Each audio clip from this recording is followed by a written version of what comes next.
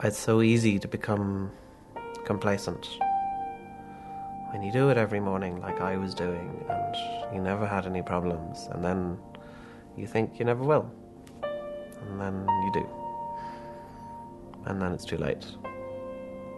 And that was the problem.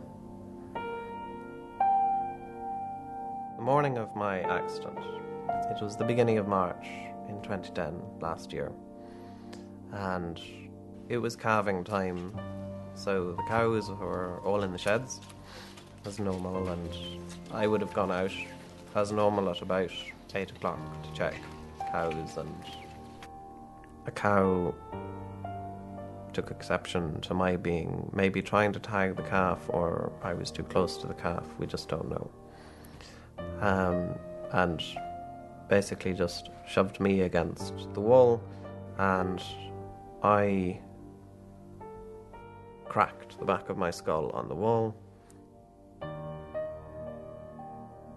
Somehow got out of the shed and managed to come back to the house. Unfortunately, Sosha, our daughter who was 6 at the time, came downstairs and she found me on the floor, lying in a pool of blood. And she went upstairs anyway to get Ali, and Ali came down, and at this stage I think Sosha was hysterical because she thought I was dead and she thought I was gone. I disappeared for essentially 4 months, and that was very, very hard on Ali and the kids. Ali had to learn to run a farm, basically, along with the house and the children, and me being in hospital, and even when I came home then having to look after me quite a lot. It was a lot of work for her, and it was stressful and traumatic still.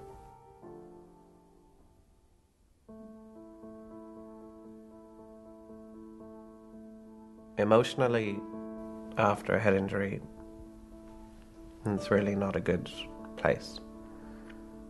My emotions would be all over the place.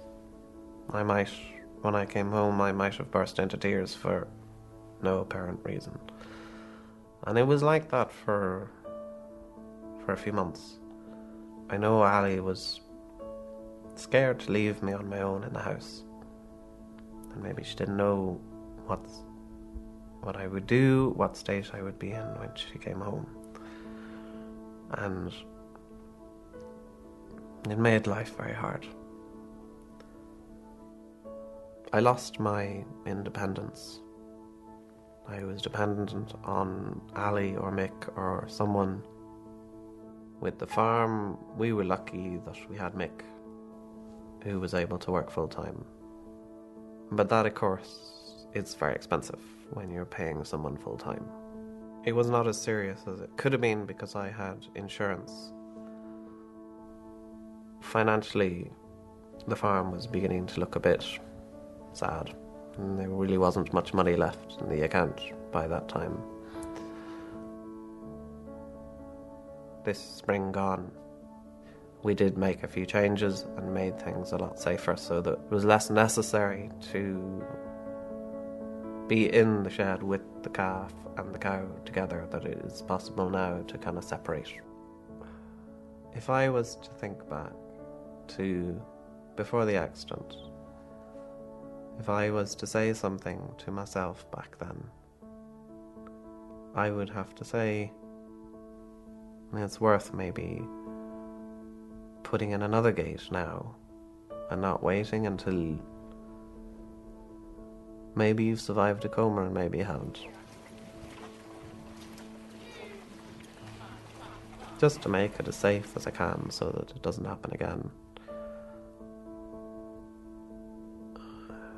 Because it could happen again, and I might not be so lucky.